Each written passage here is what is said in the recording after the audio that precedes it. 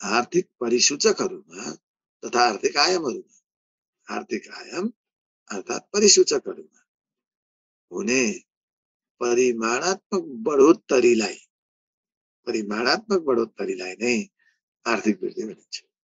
आर्थिक वृद्धि भनेको आर्थिक आयाम तथा परिसूचकमा भएको परिमाणात्मक बढोत्तरी हो, एउटा क्वान्टिटेटिभ ग्रोथ हो हैन, अथवा इन्क्रिज हो, क्वान्टिटेटिभ इन्क्रिज नै आर्थिक वृद्धि हो। त्यो वृद्धिको दर, आर्थिक वृद्धिले आर्थिक वृद्धिको दरलाई तथा यसको दिशालाई समेत उजागर गर्ने हो। आर्थिक वृद्धिले केलाई जनाउने? आर्थिक वृद्धि दर वृद्धिले त्यसको परिमाणात्मक बढोत्तरी भनेकै छौँ। यसले परिमाणात्मक बढोत्तरी त छ नि, विशेषतः यसले आर्थिक भन्ने बित्तिकै हामीले आर्थिक वृद्धि दरले भनेको आर्थिक वृद्धि भन्ने बित्तिकै आर्थिक वृद्धि दरलाई बुझिन्छ र यसले वार्षिक आर्थिक वृद्धि दरलाई नै जनाउँछ। संसारमा चलन यही नै हो। आर्थिक वृद्धि भन्नाले आर्थिक वृद्धि दरलाई तथा विशेषतः वार्षिक आर्थिक वृद्धि दरलाई बुझिन्छ भनेर भन्ने हो। यो आर्थिक वृद्धि दरको अर्थ त्यो हो र यसले आर्थिक गतिविधिहरूको दर र दिशालाई उजागर गर्दछ।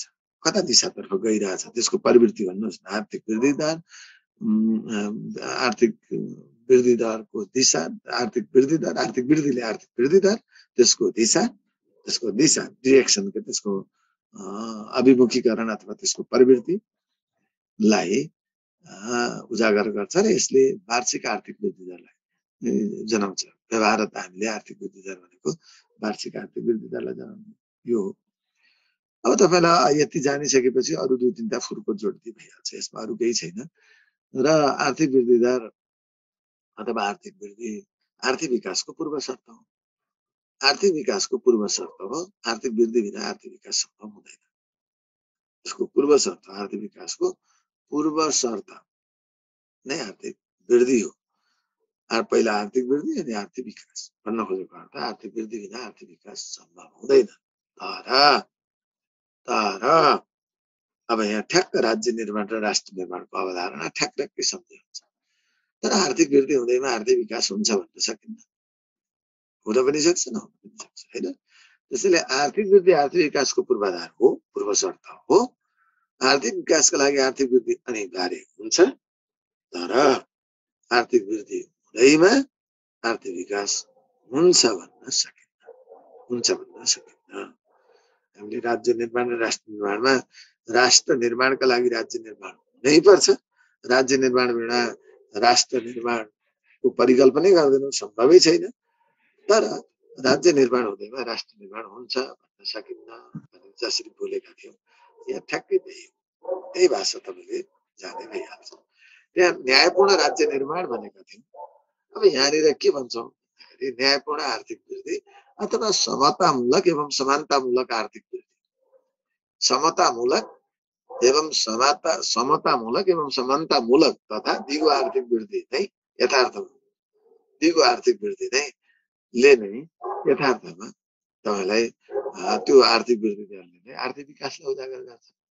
यो कुरा न्यायपूर्ण राज्य निर्माण भने जस्तो समतामूलक तथा समानतामूलक एवं दिगो आर्थिक वृद्धिले नै आर्थिक विकासलाई भनेको त्यो भन्नु नै आर्थिक विकास हो। अथवा त्यस्तो आर्थिक वृद्धि दरले नै आर्थिक विकासलाई, त्यो चाहिँ पक्का हो। अब आर्थिक विकास त्यस्तो आर्थिक वृद्धि दरबाट आर्थिक विकास हुने कुरा चाहिँ पक्का हो हैन। त्यो अर्थमा हामीले भन्छौँ। त्यसैले न्यायपूर्ण अर्थात् दिगो, न्यायपूर्ण तथा दिगो। न्यायपूर्ण भने के त भन्दा समतामूलक एवं समानतामूलक आर्थिक वृद्धि ले नै तथा दिगो आर्थिक वृद्धिले नै आर्थिक विकासलाई उजागर गर्दछ। त्यो किसिमले पनि हामी भन्छौँ। अब यो आर्थिक वृद्धि अब यो निरपेक्ष हुँदैन, सापेक्ष हुन्छ। अब यहाँ फेरि तुलनात्मक रूपमा मापन चाहिँ निरपेक्ष मापन गरिन्छ। तर आर्थिक वृद्धि आफैमा त निरपेक्ष हुँदैन हैन, सापेक्ष हुन्छ, गतिशील हुन्छ। यसका पनि विविध आयाम छन्, बहुआयामिक हो। यी सबै कुरा तपाईँले भन्न सक्नुहुन्छ। अब आर्थिक आयामहरूमा भएको बढोत्तरी भनेको थियौँ हामीले। वास्तवमा के हो त भन्दा तपाईँलाई आर्थिक वृद्धिले केलाई जनाउँछ भने आर्थिक आयामहरू छन् नि। जस्तै तपाईँ हामीले भन्न सक्छौँ आय वृद्धि, बचत वृद्धि हैन, लगानी वृद्धि, त्यसमा अथवा पुँजी वृद्धि, त्यहाँ राजस्व वृद्धि, रोजगारी वृद्धि, उत्पादन वृद्धिको औसत यस्ता केही जुन आर्थिक परिसूचकहरू छन् ती परिसूचकहरूको औसत वृद्धि दरलाई नै आर्थिक वृद्धिले जनाउँदछ। आर्थिक वृद्धिले यी सबैको विभिन्न आर्थिक आयामहरू जस्तै अथवा फेरि अर्को पोइन्ट लेख्न सक्नुहुन्छ, देहायमा उल्लेखित हैन, देहायमा उल्लेखित अवयवहरूमा भएको वृद्धिको समग्रतालाई नै आर्थिक वृद्धिले अथवा त्यो वृद्धिको औसत वृद्धिलाई अथवा त्यसको समष्टिलाई नै आर्थिक वृद्धिले उजागर गर्दछ, जनाउँछ भने नि भइगयो। अथवा यीको एउटा समष्टिगत एवं औसत वृद्धि नै आर्थिक वृद्धि हो भनेर भन्ने पनि हुन्छ। त्यो अर्थमा यहाँ बहुआयामी किन रहेछ त आर्थिक वृद्धि भनेको? त आर्थिक आयामहरू धेरै छन्, जस्तै तपाईँलाई उत्पादन होला, उपभोग होला, राजस्व होला, त्यसपछि हामीले भनौँला नि व्यक्ति आएका कुराहरू होलान्, अनि हाम्रो खर्चमा होला, हाम्रो खर्च क्षमताका कुराहरू होलान्, बचतका कुराहरू होलान्, लगानीका कुराहरू होलान्, तिनै नै हुन् आर्थिक चिजहरू, आर्थिक कुराहरू। त्यसैले आर्थिक आयामहरूमा आर्थिक परिसूचकहरूमा भएको बढोत्तरी जब भनेका छौँ भने यही राजस्व वृद्धि, लगानी वृद्धि, उपभोगमा वृद्धि, उत्पादनमा वृद्धि, खर्च वृद्धि, जे भन्छ हामीले यिनै वृद्धिहरूको समग्रतालाई नै आर्थिक वृद्धिले जनाउँदछ, समेट्दछ भनेर लेखे पनि हुन्छ, यसरी जानुहुन्छ, यही हो। र अब यो के रहेछ त फेरि अर्को कुरा भने यो आज सर्वाङ्गीण जिडिएसको एउटा भनेको विकास, सर्वाङ्गीण विकासै भनौँ न, विकासको एउटा मूलभूत साधनका रूपमा आर्थिक वृद्धि, विकास पनि जोडे भइहाल्छ, आर्थिक विकासलाई पनि त्यही हो, आर्थिक वृद्धि तथा आर्थिक विकासलाई लिइन्छ, यहाँ विकास पनि जोडिन्छ त्यो हिसाबले भन्दा। भनेपछि यो आर्थिक वृद्धि त सरकारको तथा राज्य तथा सरकारको एउटा सामर्थ्य सूचक पनि हो, मूल्याङ्कन सूचक पनि हो, होइन र? कुनै पनि मुलुकको सरकारको, मुलुक भन्ने बित्तिकै सरकार जनता सबै आइहाल्छ। कुनै पनि मुलुकको एउटा सामर्थ्यको सूचक तथा मूल्याङ्कन सूचक, सरकारको मूल्याङ्कन सूचक पनि भन्नुहोस् अथवा मुलुकको सामर्थ्य सूचक के छ भनेर मापन गर्ने विभिन्न सूचकहरू मध्ये आर्थिक वृद्धि एउटा महत्त्वपूर्ण, आर्थिक वृद्धि पनि हो, आर्थिक विकास पनि हो, होइन? यो चाहिँ एउटा महत्त्वपूर्ण सूचकका रूपमा पनि, सामर्थ्य सूचकका रूपमा पनि यसलाई लिन्छौँ। यति बुझ्ने हो। यति बुझ्यो भने तपाईँले आर्थिक वृद्धिको बारेमा समग्र रूपमा जान्नुपर्ने यही हो। अनि एउटा पाठ अब यसैभित्र कुरा गर्दाखेरि हुन त फरकको सन्दर्भमा तपाईँले बुझ्नु पनि सक्नुहुन्छ। र यो आर्थिक वृद्धिमा पनि के हुन्छ, यो दुइटै पक्षलाई पहिला अलग अलग अर्थ बुझौँ, अनि दुइटैका कुराहरू सँगै आउँला अनि बल्ल ठिक हुन्छ। र आर्थिक विकासमा आर्थिक वृद्धिले परिमाणात्मक आर्थिक परिसूचकहरूमा हुने परिमाणात्मक बढोत्तरीलाई जनाएको थियो, पूर्व शर्त थियो भन्यो भने अब त्यसैलाई हेर्नुहोस्, विभिन्न आर्थिक आयाममा हुने परिमाणात्मक तथा गुणात्मक बढोत्तरीलाई आर्थिक विकासले जनाउँछ।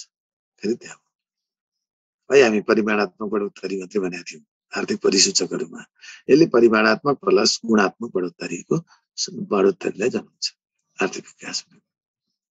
यो किसिमले हेर्यौँ। र आर्थिक विकासले हामीले केलाई जनाउने हो त? आर्थिक विकास के हो त भन्यो भने यो हाम्रो आर्थिक वृद्धिको अब यहाँ आर्थिक वृद्धि मात्रै होइन, हामीलाई समतामूलक एवं समानतामूलक तथा न्यायपूर्ण आर्थिक वृद्धिको उपजका रूपमा तथा पर्यायको रूपमा आर्थिक विकासलाई लिइन्छ। यो पनि भनिदिनुहोस् न, अब के बिग्रिया छ? आर्थिक वृद्धि भनेको त्यसको उपज हो, है पूर्व शर्त हो भनेको थियो, आर्थिक विकासको पूर्व शर्त आर्थिक विकास हो भनेको थियो, पूर्व शर्त हो भने उपज हो। अब त्यसैले पूर्व शर्त एवं पर्यायकै रूपमा पनि लिन्छौँ नि हामीले आर्थिक विकासलाई, किन? समतामूलक, समानतामूलक एवं दिगो आर्थिक वृद्धिको उपज एवं पर्यायको रूपमा, पर्याय भनेको पर्यायवाचीका रूपमा आर्थिक विकासलाई लिन्छौँ। यो पनि तपाईँलाई भयो, होइन? त्यसरी पनि भन्न सक्नुहुन्छ। र आर्थिक विकासले अब केलाई जनाउने हो त? अरू मसलादार जोड्नुभन्दा अगाडि त्यहाँ भन्न खोजेको तपाईँलाई आर्थिक विकास अन्तर्गत अब विभिन्न अवयवहरूको अथवा विभिन्न पक्षहरूको समग्रतालाई आर्थिक विकासले केलाई जनाउने हो भन्दा आर्थिक विकासले मूलतः आर्थिक न्यायपूर्ण आर्थिक वृद्धि हैन अथवा समतामूलक समानतामूलक तथा दिगो आर्थिक वृद्धि त्यो त हाम्रो एउटा पोइन्ट छँदैछ त्यो भनिहाल्यौँ आर्थिक समानता आर्थिक समता आर्थिक सहभागिता यसले खोजेको आर्थिक सन्तुलन आर्थिक स्थायित्व यसले खोजेका राम्रा छ कि हैन तपाईले याद गर्नुहोस् अनि आर्थिक सबलता सबलीकरण हो नि अनि आर्थिक सुशासन यिनलाई यी पक्षहरूलाई यसले उजागर गर्दछ आर्थिक विकासले परिमाणात्मक र गुणात्मक बढोत्तरी त छँदैछ विशेषतः आर्थिक विकास भनेको के रहेछ त भन्दा तपाईलाई न्यायपूर्ण दिगो आर्थिक वृद्धि पनि हो त्यो त फन्डामेन्टल त बिना हुनै सक्दैन अनि यसले उजागर गर्ने के हो त न्यायका पक्षहरूलाई यसले जनाउँदछ समेट्दछ भन्ने आर्थिक विकास बराबर के रहेछ त भन्दा न्यायपूर्ण आर्थिक वृद्धि प्लस आर्थिक समानता प्लस आर्थिक समता प्लस आर्थिक सन्तुलन प्लस आर्थिक स्थायित्व दिगोपनालाई जनाएको आर्थिक सुशासन प्लस आर्थिक सक्षमता यही कुरा खोजेको नै हो आर्थिक रूपमा यसले ल्याउन खोजेको कुरा त यही नै हो यही कुरालाई चाहिँ जनाउँछ हैन त्यसलाई आर्थिक रूपमा हामीले जान्ने चाहिँ यो सहभागिताको कुरा पनि छ समृद्धिका कुरा पनि छन् हैन समृद्धि आर्थिक समृद्धिका कुराहरू यी सबै कुराहरूलाई तपाईले राम्रा कुराहरूलाई जोडेपछि आर्थिक विकासको पाठ लागिहाल्छ एउटा अर्थ त्यसरी जान सक्नुहुन्छ अर्को त मसला थप्नुहोस् अब अरू कुराहरू फेरि आर्थिक विकास के हो त भन्दा आर्थिक विकास भित्र गयो भने यो समग्र जीडीएस को मूलभूत साधन नै हो मूलभूत आधार हो यो साधन हो साध्य होइन यो जीडीएस को साधन तपाईलाई सर्वाङ्गीण आज मुलुकको शासन विकास सर्वाङ्गीण विकास या फेरि आर्थिक विकास होइन कि सर्वाङ्गीण विकास तथा सेवा प्रवाहको प्रभावकारिताको अथवा शासन प्रणालीको एउटा महत्त्वपूर्ण साधनका रूपमा आधारभूत साधनको रूपमा यसलाई लिइन्छ यो साध्य होइन आर्थिक विकास साधन हो साध्य होइन के को साधन त भन्दा जीडीएस को सर्वाङ्गीण रूपमा आज शासन सर्वाङ्गीण विकास एवं सेवा प्रवाहको अथवा शासन प्रणालीको एउटा महत्त्वपूर्ण आधारका रूपमा प्रभावकारी शासनको एउटा महत्त्वपूर्ण आधारका रूपमा आर्थिक विकासलाई दिइन्छ यो साध्य होइन हैन त्यसरी भन्दिने ध्यान त्यो किसिमले पनि भन्न सक्नुहुन्छ अब आर्थिक विकास अघि वृद्धि र विकासको कुरा एउटै हो हैन सबै सरकारको एउटा मूल्याङ्कन सूचक पनि हो आर्थिक विकास चाहिँ त्यो कुरा पनि छ र यति जानिसकेपछि अब यो निरन्तर प्रक्रिया हो विकास भन्ने कुरा त सबै कुरा वृद्धि विकास भन्ने कुरा निरन्तर प्रक्रियाका रूपमा यसलाई लिन्छौँ अनि एउटा बहुआयामिक विषय पनि हो यो निरपेक्ष नभएर सापेक्ष एवं गतिशील हुन्छ मसला हामीले जानेकै छौँ आर्थिक विकास अब फेरि तपाईले भन्ने हो भने यसलाई अधिकार र कर्तव्यका हिसाबले लिन्छौँ आर्थिक विकास के हो त भन्दा तपाईलाई सरकारको जिम्मेवारी हो मुलुकको आर्थिक विकास सरकारको जिम्मेवारीको विषय हो नागरिकको अधिकारको विषय तपाईलाई विकासको अधिकार सामाजिक तथा आर्थिक अधिकार भनेर मानव अधिकारमा पढाए त्यसैले नागरिक अधिकारको रूपमा यसलाई लिन्छौँ आर्थिक विकास नागरिकको अधिकार हो आर्थिक विकास गर्न पाउनु हैन आर्थिक सबलीकरण भनेको नागरिकको अधिकार हो यो कुरालाई हामीले बुझ्नु पर्यो अब आर्थिक विकासको प्रभावकारिताका लागि सबैको सार्थक भूमिका अपरिहार्य हुन्छ पछि हामी आर्थिक सम्भागहरू पढौँला आर्थिक विकासका प्रमुख पक्षहरू पढौँला दुनियाँ छ नि अहिले पछि पढ्न आर्थिक विकासका प्रमुख पक्षहरू भन्ने छ कृषि उद्योग पर्यटन यी सबै विभिन्न हैन बहुआयामिक कुराहरू छन् ती सर्वाङ्गीण पक्षहरूको विकास हो त्यो बुझेकै छौँ आर्थिक सम्भागहरू भनेको सरकार नै क्षेत्र हैन सहकारी संस्थाको बारेमा हामीले पढ्नुपर्ने छ त्यो भनेपछि त यसको प्रभावकारी आर्थिक विकासको लागि सबैको सार्थक भूमिका अपरिहार्य हुन्छ यो कुरा मसलादार कुरा हामीले भन्ने यही हो अब प्रसङ्ग जोड्दा त हामीले भनेको आज हामीले आर्थिक विकासका लागि वृद्धिका लागि के कस्ता रणनीति सोच लिएर अगाडि बढेका छौँ अब संविधानको उद्देश्य राज्यको आर्थिक उद्देश्य अनि त्यसपछि हाम्रो दिगो सोच 25 वर्ष दिगो सोच अनि दिगो विकास लक्ष्य अनि 15औं योजना चालु बजेट यिनीहरू त छँदैछन् त्यो त त्यसैभित्र दोहोरिने आइहाल्यो भनेपछि यो सोचका साथ हामी अगाडि बढेका छौँ हाम्रो सन्दर्भ त्यही हो होइन आजको सन्दर्भ हामीले आर्थिक विकासका लागि हो अरू समग्र जिडिएसका लागि 11 लहर अवलम्बन गरेका छौँ के प्रयास गर्यो त आर्थिक विकासका लागि प्रेम व्यवस्था र विशेषतः सबभन्दा ठुलो कुरो चाहिँ 11 लहर अवलम्बन गर्यौँ है माथिका सोचबाट अगाडि बढ्यौँ 11 लहर अवलम्बन गर्यौँ त्यो कुरा अनि प्लस अरू तपाईँले यसमा योजनाबद्ध विकास पद्धतिलाई पनि आर्थिक विकासको लागि योजना बद्ध विकासका कुराहरूलाई पनि हामीले एक दुईवटा प्रसङ्ग केही थप कुराहरू यहाँ जोड्ने अरू कुरा के 11 लहर विकासको लागि आर्थिक उदारीकरण शासनमा उदारीकरण आज कानुनको शासन अहिले मानव अधिकार प्रवर्धन पूर्वाधारहरूको विकास आर्थिक विकासको लागि पनि त पूर्वाधार विकास चाहियो अनि सुशासन आज आर्थिक क्षेत्रमा चाहिएन बहुस्तरीय शासनका कुरा विकेन्द्रीकरणका कुराहरू सङ्घीय शासन प्रणालीका कुरा हामीले जे भनिरहेको छौँ त्यो कुरा अथवा विकेन्द्रीकरण भन्नु छ अनि त्यसपछि सुशासनको प्रसङ्ग एउटा भ्रष्टाचार मुक्त होइन जुन चुस्त छरितो प्रशासन भनेका छौँ त्यो पाठमा शासकीय सुधारका कुराहरू ल्याएका छौँ त्यसैका लागि नै आर्थिक विकास त्यहाँबाट हुने हो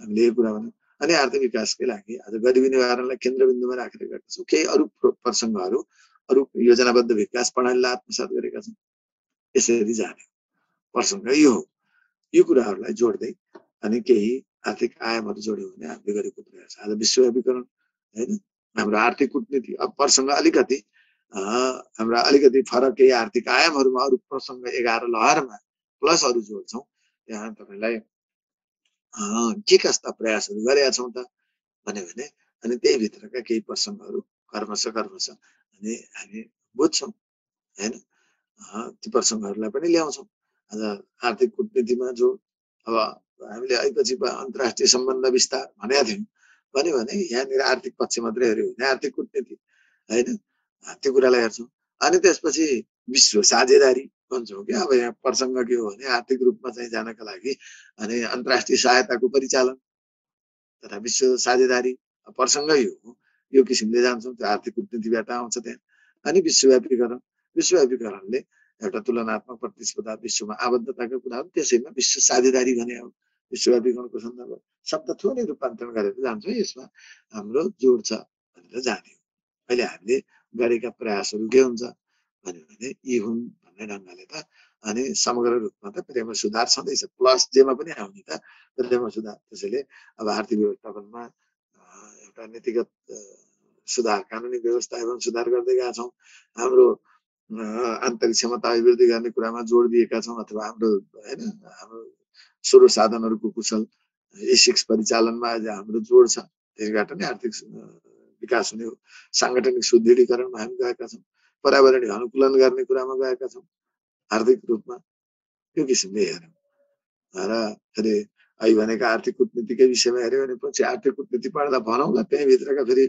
6-7वटा एकदम मेजर डाइमेन्सन्सहरूको बारेमा पनि त हामीले कुरा ल्याउन सक्छौँ प्रत्येक टपिक्स पढ्दाखेरि त्यो कुरा भन्न सक्छौँ अथवा हामीले लगानी प्रवर्धन गर्ने कुराका प्रसङ्ग ल्याउन सक्छौँ होइन त्यसमा स्वदेशी विदेशी लगानीका प्रसङ्गहरू आउलान् अनि लगानी प्रवर्धन गर्ने लगानीको सुरक्षाका कुराहरू होला होइन त्यहाँ द्विपक्षीय जुन टिप्पाका कुरा आउलान् अरू कुरा आउलान् यस्ता प्रसङ्गहरूमा र समग्र प्रणालीको सुधारमा हामी अगाडि बढेका छौँ हाम्रा प्रयासहरू छन् यसरी कुरा गर्ने हो ल अब तपाईँलाई कहिलेकाहीँ आर्थिक वृद्धि र आर्थिक विकासका सन्दर्भमा कहिलेकाहीँ आर्थिक वृद्धिमै कस्तो हुनुपर्छ आर्थिक विकास के हो भन्दाखेरि आर्थिक विकास त सबै मुलुकको त्यसमा कहीँ कतै केही छैन र आर्थिक वृद्धि र आर्थिक विकासको बिचको अन्तर सम्बन्ध त तपाईँलाई भयो कि आर्थिक वृद्धि र आर्थिक विकास एकअर्काका विरोधी त होइनन् होइन यो त के हो त भन्दा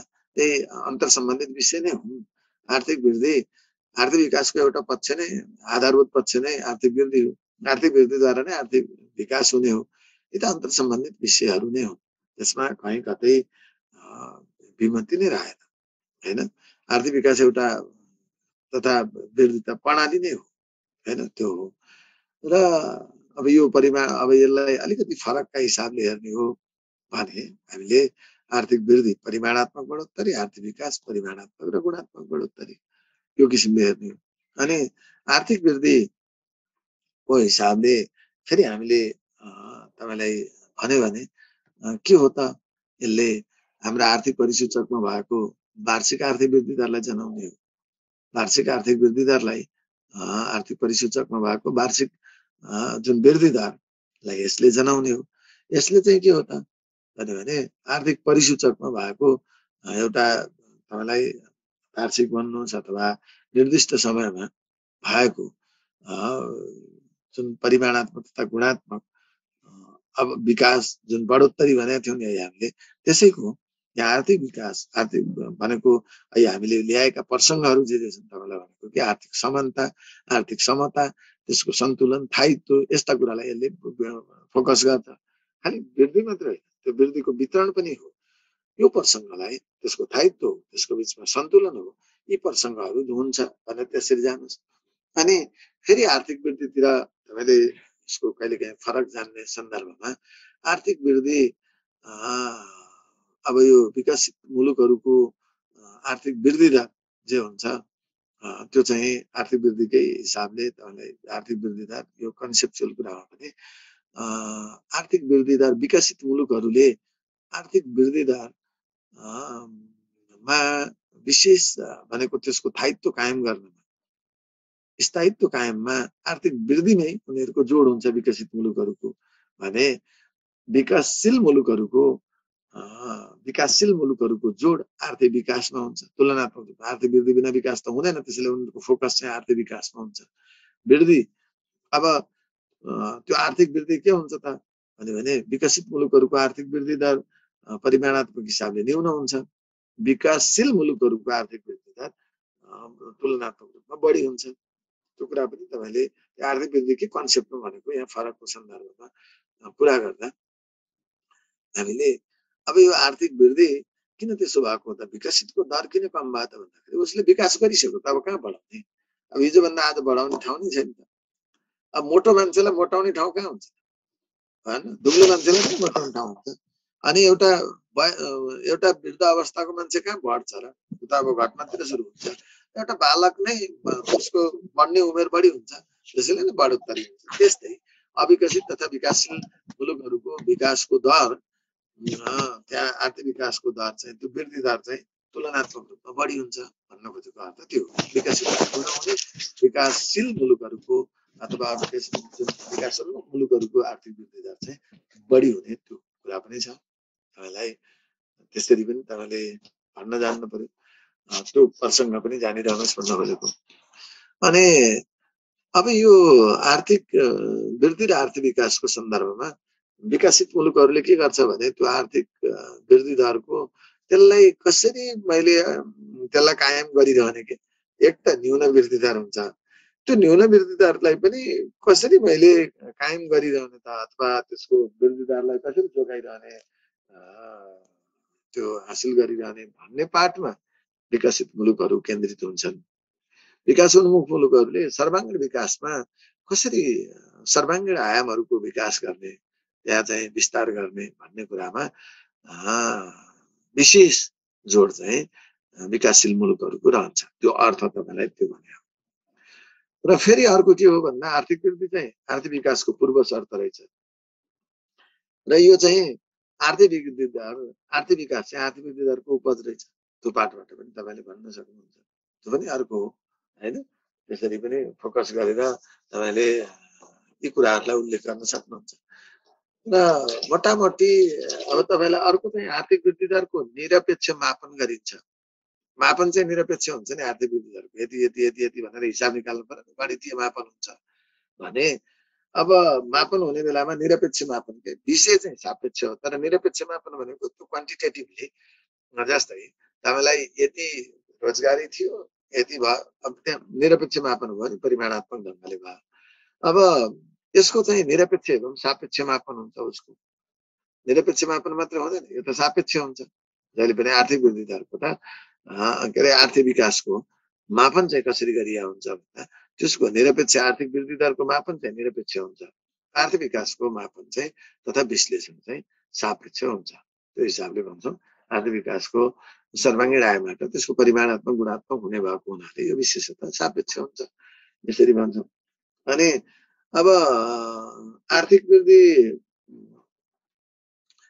चाहिँ अरू प्रसङ्गहरूमा त अब के हुन्छ त्यसको हामीले फोकस गर्दाखेरि अब पूर्वाधारका हिसाबले पूर्व शर्तका हिसाबले उपजका हिसाबले बुझ्छौँ अनि यिनै कुरा हो र विकसित मुलुकको एउटा जोड हुने कुरा र विकासशील मुलुकहरूको जोड हुने कुरा परिमाणात्मक बढोत्तरी परिमाणात्मक गुणात्मक बढोत्तरीका कुरा त्यसका आयामका कुराहरू लेख्ने हो अथवा त्यसैलाई अलि विस्तार गर्नु पर्यो भने जस्तै राजस्व वृद्धि यो वृद्धि भनेर भनेको छ भने यसले वृद्धिले दरलाई र त्यसको दिशालाई यसले जनाउँछ भने यसले चाहिँ हामीले ती समानता समताका कुरालाई जनाउँछ यही कुरा हो मोटामोटी तपाईँलाई बुझ्ने कहिलेकाहीँ फरक लेख्न आयो भने यस्ता केही कुराहरूलाई याद गर्नुभयो भने अनि त्यसपछि तपाईँलाई होइन भनेको छौँ पूर्व शर्तमा फेरि अर्को वाक्य लेख्न सक्नुहुन्छ आर्थिक वृद्धि बिना आर्थिक विकास सम्भव हुँदैन त्यही कुरा हो त्यसैलाई व्याख्या गरेर लामो बनाउन पनि सक्नुहुन्छ र आर्थिक वृद्धि हुँदैमा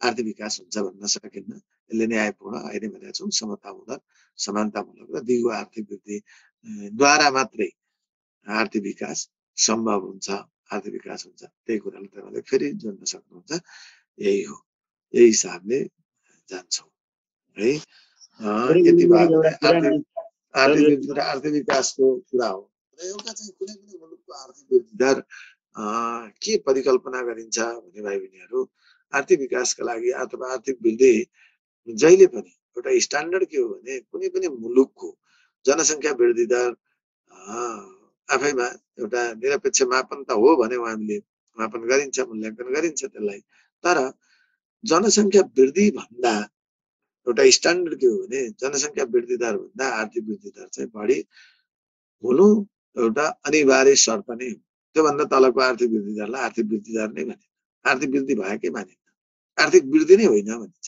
वृद्धि त के हो भने 0. माइनसबाट 0.1 भन्यो भने वृद्धि त हो नि तर जनसङ्ख्या वृद्धि भन्दा तल यदि कुनै पनि आर्थिक गतिविधिको बढोत्तरी हुन्छ भने त्यसले त जनसङ्ख्यालाई म्यानेज गर्नै सक्दैन त्यसैले जनसङ्ख्या वृद्धि दर भन्दा निरपेक्षमा आर्थिक वृद्धि दरको मूल्याङ्कन यदि गर्ने हो भने त्यो आर्थिक वृद्धि जनसङ्ख्या वृद्धि दर भन्दा बढी हुनै पर्छ त्यस्तो हुन्छ त्योभन्दा तल्लोको जनसङ्ख्या वृद्धि दर भन्दा न्यून आर्थिक वृद्धि दरलाई आर्थिक वृद्धि दरकै रूपमा लिइँदैन आर्थिक वृद्धिकै रूपमा लिइँदैन अब त्यो त तपाईँलाई त्यो आर्थिक त्यसले त आर्थिक मन्दीका हिसाबले आर्थिक विपन्नताका हिसाबले अथवा तपाईँलाई आर्थिक सबलीकरण होइन आर्थिक दुर्बलीकरणलाई उजागर गर्दछ त्यस्तो हुन्छ त्यसको एउटा गुणात्मक विश्लेषण गुणात्मक परिमाणात्मक भनौँ अथवा गुणात्मक दुईटै कुराको विश्लेषण भनौँ न त्यसको विश्लेषण गर्दाखेरि त्यो कुरालाई पनि ख्याल गरिरहनु अरू कुरा त अरू डाइमेन्सन्सहरू त अरू प्रसङ्गमा ल्याउन सक्नुहुन्छ ल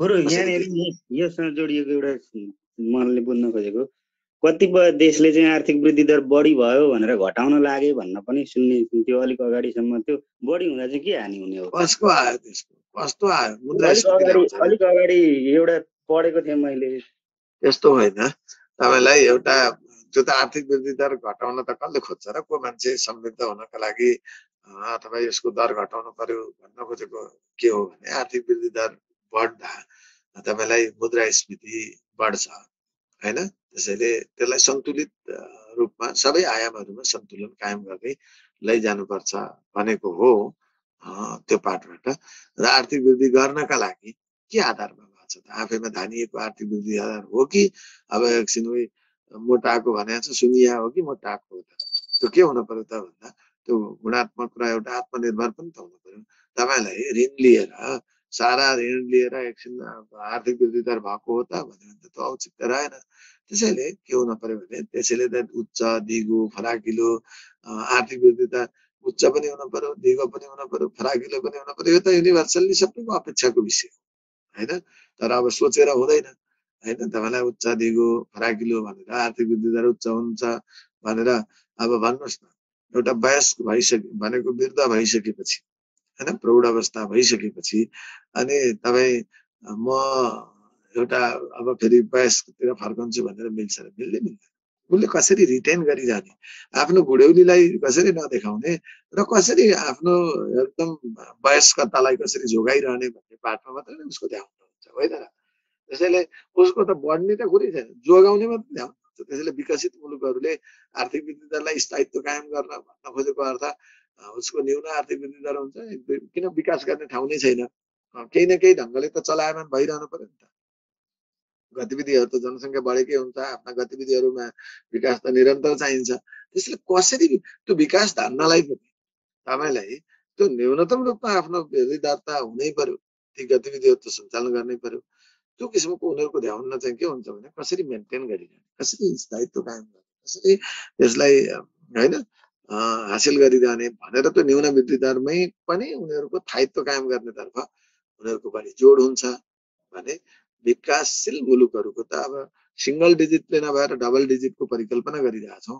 आर्थिक वृद्धि दर बढीभन्दा बढी आर्थिक वृद्धि दर बिना त तपाईँलाई तीव्रतर रूपमा विकास गर्नै सकिँदैन। त्यसैले आर्थिक वृद्धि दर धिमा गति भयो भने त तपाईँ फेरि विकासमा पछि पर्ने हो। त्यसैले विकास त तीव्रतर हुने नै हो, त्यसमा विमति नै छैन। तपाईँलाई ठुलो उच्च आर्थिक वृद्धि दर भएर त्यसलाई घटाउनुपर्छ भनेको अर्थ चाहिँ घटाउनुपर्छ भने होइन कि त्यसलाई त्यो दरमा तपाईँ कहिलेकाहीँ अब साह्रै धेरै अगाडि दर भयो भने भन्ने अर्थमा चाहिँ तपाईँले त्यसले अरू साइड कसरी बढिरहेको छ त्यो दर, एउटा न्यायपूर्ण अर्ग्यानिक ग्रोथ हो भने अर्ग्यानिक रूपमा बढेको छिटो हर्लक्क बढिरहेछ भने राम्रै भइगयो। अनअर्ग्यानिक ग्रोथ हो भने त्यो ग्रोथ चाहिँ सस्टेनेबल भएन, त्यो चाहिँ एउटा इक्विटेबल भएन भन्न खोजेको नि। त्यसैले अर्ग्यानिक ग्रोथ हुनु जरुरी छ, अनअर्ग्यानिक ग्रोथ हुनु भएन भन्ने अर्थमा भनिएको। नत्र मलाई त्यस्तो लाग्दैन संसारको कुनै पनि मुलुकमा आर्थिक वृद्धि दर भएर घटाउनु पर्यो बाबा भनेको त कहीँ हुँदैन। किनभने जो पनि समृद्ध बन्न चाहन्छ होइन त्यो दर चाहिँ तीव्रतर गर्नै चाहन्छ भोलिको भन्दा आज तपाईँलाई होइन। त्यसलाई तर के हो भने त्यसले भारवहन क्षमतालाई हेर्नु पर्यो, त्यसको दिगोपनालाई हेर्नु पर्यो, सन्तुलित हुन पर्यो, समतामूलक हुन पर्यो। अनि कुनै एउटा पक्षमा भएर भएन। अनि त्यसको ती सबै एउटा समतामूलक समानतामूलक दिगो तथा न्यायपूर्ण नभइकन आफैमा धानिने नभइकन त्यो वृद्धि अर्काको काँध चढेर एकछिन चाहिँ अग्लो भइहाल्ला होइन। एकछिन जुत्ता लाएर जुत्ताको त्यो तल सल के भन्छ सोल बढाएर अग्लो होला होइन, तर त्यो दिगो त भएन। एकछिन देखाउन छदमा बेसी रूपमा होला होइन, अन्तरात्माबाट नहाँसे पनि अनि किसिमको दाँत देखाउला, एकछिन नक्कली हाँसो बनाउला, तर त्यसले त दिगो भएन, एकछिनको क्षणिक मात्रै हो। यो आधारबाट हामीले भनेकै त्यही हो, खोज्ने सबैको चाहना त्यही हुन्छ, तर अब त्यसलाई सन्तुलित व्यवस्थित बनाउन पर्यो भन्नेमा जाने मलाई लाग्दैन त्यस्तो कहीँ कसैले छ। आफैले हेर्नु दृष्टान्त छ भने मैले पनि पाऊँ, सामग्री विश्लेषण गरौँला म है सुभाषजी। त्यस्तो चाहिँ हुँदैन। अलिक अगाडि चाइनाले आर्थिक वृद्धि 18 भयो भनेर 14 मा कायम गरौँ भनेर पढेको थिएँ क्या मैले। किन त्यस्तो हुँदो रहेछ भन्नेलाई जान्न खोजेँ। त्यो होइन, त्यो कुनै स्थान विशेषको भयो केही भयो भने त्यो घटाउने भन्ने अर्थमा त गर्नै पर्दैन। समष्टिमा त्यही हाम्रो सन्तुलित भएन, न्यायपूर्ण भएन अथवा त्यसले अरू साइड इफेक्टहरू गर्यो भन्ने पाठमा जाने हो है। त्यस्तो त्यो भन्यो भने तपाईँले त्यही भन्ने, त्यसले अरू हुन सक्ने खराबीलाई चाहिँ दिन भएन। जस्तै अब एकदम हर्लक्क बढिरहेछ भन्यो भने अब के गर्ने, अब सबै अब 6 फिटे 8 फिटेसम्म त मान्छे थियो, 12 फिटे हुन थाल्यो भने के गर्ने होइन। पहिला त 50 फिटेसम्म हुन्थ्यो भन्थ्यो होइन। अब यो कुनै युग विशेषमा अहिले त्यो कुरा छैन।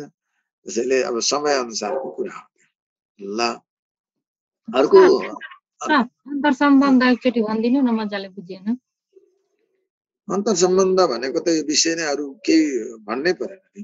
अन्तर सम्बन्धको विषय नै होइन नि, एउटा आधार हो, एउटा पूर्व शर्त हो, एउटा उपज हो, त्यति हो। यसको एउटा अवयव हो, एउटा त त्यसैको परिमाणात्मक बढोत्तरी, यो परिमाण प्लस गुणात्मक बढोत्तरी। अन्तर सम्बन्ध त त्यहाँ आफैमा त्यही फरकमा पनि छ। यसले यो बढोत्तरी नै हो नि, दुइटै वृद्धिले विकासले दुइटैले बढोत्तरी, आर्थिक आयाममा भने बढोत्तरीलाई जान सम्बन्ध भनेको बढोत्तरी हो, फरक ल्याउँदा पो परिमाणात्मक र गुणात्मक बढोत्तरी भनेको छ।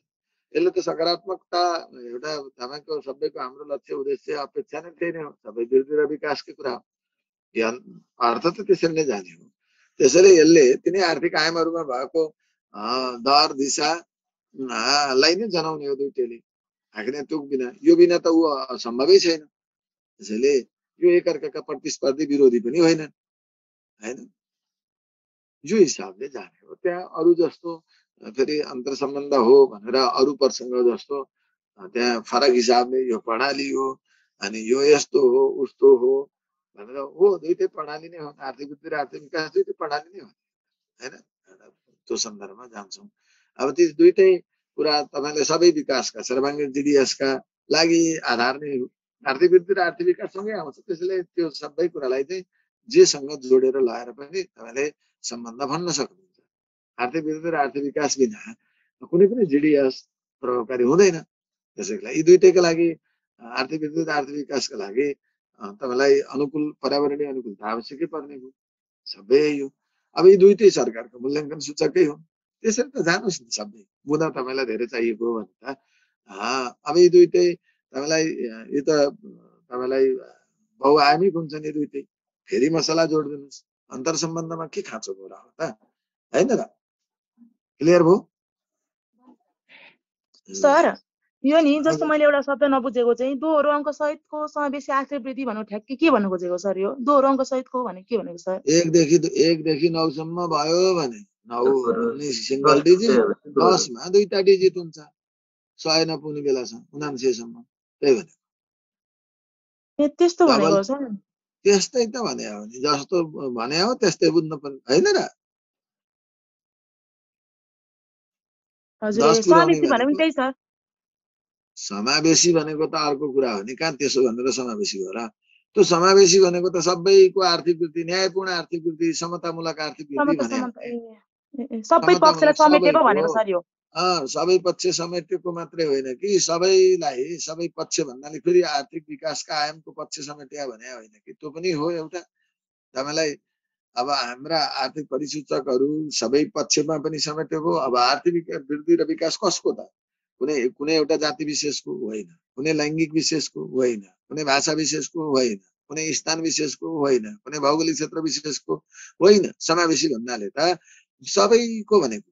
हामीले अघि नै भनेका छौँ नि, त्यही कारणले त राज्य निर्माण र राष्ट्र निर्माण भनेर जुन कुरा बोलेका थियौँ, समतामूलक समानतामूलक भनेर भनेका थियौँ। समावेशी आर्थिक वृद्धि तथा विकास भनेकै अर्थ के हो त भन्दाखेरि तपाईँ हाम्रा सबै भौगोलिक क्षेत्र, हाम्रो जात जाति भाषा लिङ्ग, अहिले हामीले भनेका छौँ नि, त्यो लैङ्गिक उत्तरदायी बजेट किन चाहियो त भन्दा त्यही समावेशी आर्थिक वृद्धि र विकासका लागि चाहिएको, लैङ्गिक रूपमा लैङ्गिक समावेशीकरण भयो। अब हामी दुर्गम क्षेत्रलाई किन दियौँ त विशेष प्राथमिकता भन्यौँ भने समावेशी आर्थिक वृद्धि र विकासको लागि। किन तपाईँलाई वित्तीय हस्तान्तरण पछि पढ्नुहुन्छ, वित्तीय हस्तान्तरण किन गर्नु पर्यो, अनुदान किन दिन पर्यो त समावेशी विकासको लागि। त्यसैले समावेशी विकासले, आर्थिक वृद्धि र विकासले तपाईँले समतामूलक जुन सकारात्मक विभेदका कुराहरू अथवा प्रतिस्पर्धात्मक, समानतामूलकले प्रतिस्पर्धात्मक र समतामूलकले जुन एउटा न्यायपूर्ण तथा सकारात्मक विभेदको विभेदकारी तर सकारात्मक हैन त्यो व्यवस्थालाई खोजेको हो, अर्थ त्यो हो, त्यसरी बुझ्ने हो। ल